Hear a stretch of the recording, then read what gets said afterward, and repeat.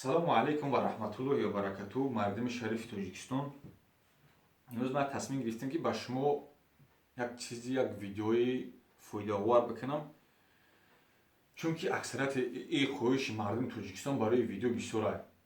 мақсад аксарияти тоҷикҳо мехоҳанд ки ба Аврупо биёянд, дар Аврупо кору фаъолияти зиндагию пул кор кунанд. хоб барои мо ҳақиқате ки дар Аврупо аст ман ба шумо мерасонам. масалан аксарияти фреб мекунанд дар интернет ки бихезе биё ана зура хеле пешшиноси ма бира инои магалза пул ко ини қапл метим ёрумад баъд меёранд дар ҷа бесояк мепартоянаш.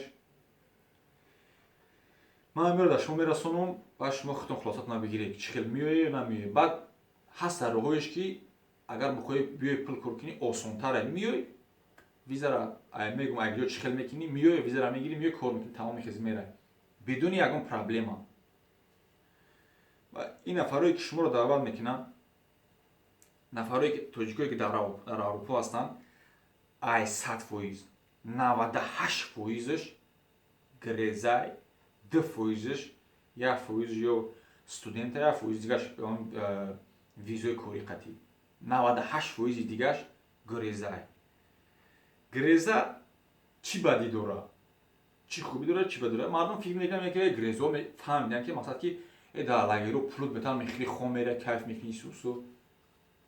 ин чиз пеш буд, ин чиз пеш буд ки як исусу буд. ҳозир масъалаи греза дар Аврупо зиёди бад шидагия, проблемаш гарини мушкили зиёди бад шидагия. хулоса баъд чӣ минуси дора ин кор?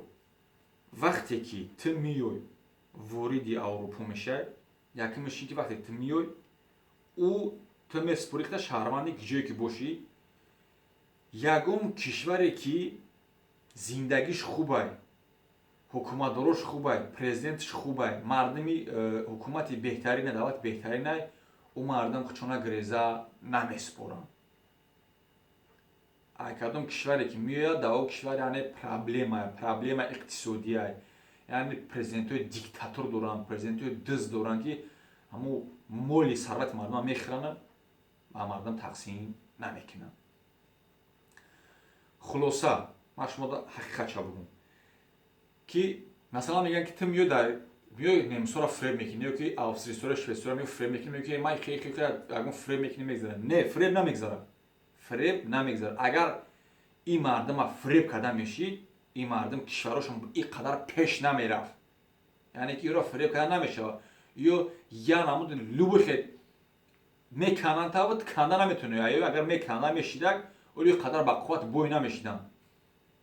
барои ман ҳақиқатан ба шумо мегӯям, меоям Аврупо, вақте ки омадӣ греза ту мераи хита месупорӣ, мегӯӣ ман грезаям, шаҳрванди ҷумҳурии Тоҷикистон, немехоҳӣ омад немехоҳӣ. хоб сабабе ки Тоҷикистонро тарк кардӣ.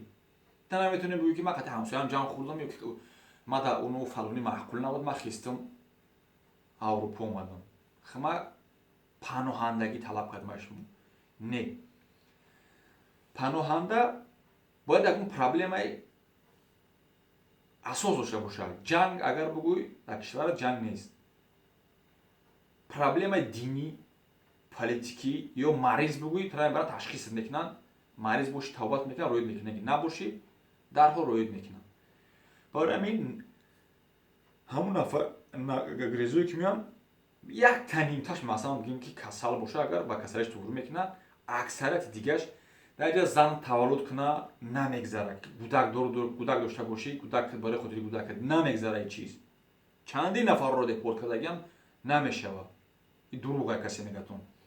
ё ки закс пакс меган, заксам мумкин ки ай 100 нафар як нафар закс карда битонад, 99 таи дигааш наметавонад.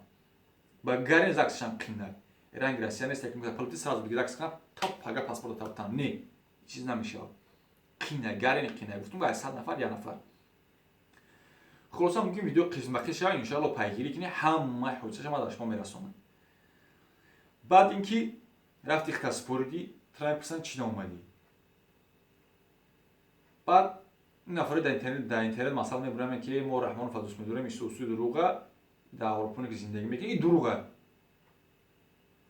باید کی یا که میگن ویزای کوری قدیم رفته گرفتم ویزا داشتم ویزای کوری داشتی کو بگو هم آدم بگو کو ویزا تنشون در پاسپورتت نداره ویزا همه گریزا بعد دیگه گریزا رفتی تا سپوریدی تو باید کی امومال رحمونا президенти Тоҷикистона таҳқир кини танқид кини ана уя дыздае уя ғоратгарае уя ватанфурӯшае хоинае намозкунӣ наемона ҳиҷобкунӣ наемона масҷидома чапа кадай иқтисоди кишвара диздидай агар ин чизоро ту нагӯй ту қабул намешавӣ дарҳол рад мешавӣ агар ту мегӯӣ ман милисаи ҳамсоя милисаи участковой мара агам проблема када мегам милиса проблема када участковой чо нарафти болотар дар прокурор шикоят кунӣ дар прокурор шикоят мекардам гап назад чо дар генерал прокурор шикоят накардӣ фақат иҷа ҳамое мегзара ки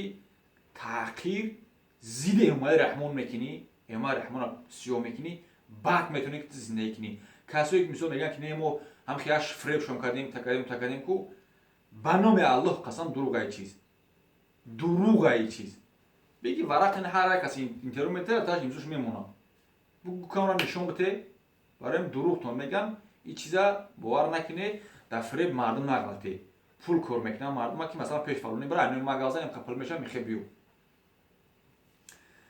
хулоса иншаллоҳ ки май бо видеои дигараш мисол қисми давомаш мумкин дар видеои дигар шава барое ки дуроз нашава иншаллоҳ қисм ба қисм май чиз шумода мерасонам иншааллоҳ дар видеои баъдиш ки чӣ хел чанд қадар тара мепарсанд ва чиҳо мепарсанд ту бояд чия ҷавоб битӣ чира ҷавоб натӣ ҳамаша точка ба точка ма дар шумо мегӯм иншааллоҳ ин видеоро хай подлитса кунед просто лайк монед ки мардума тамошо кунанд ва ягон фоидае бибаранд ин чиз барое ки аксарияти мардуми тоҷикистона фреб мекунанд бечораҳо на я оилаи тоҷика депорт кардан қади 5 гудакаш а як лагери дигар 30 тоҷики дигар депортация кардан ин қадар пуле дода буданд сӯхтанд барои ин ман ба шумо иншааллоҳ дар видеои баъдӣ оношам мерасонам иншааллоҳ боқӣ салому алайкум ва раҳматуллоҳи ва баракатуҳ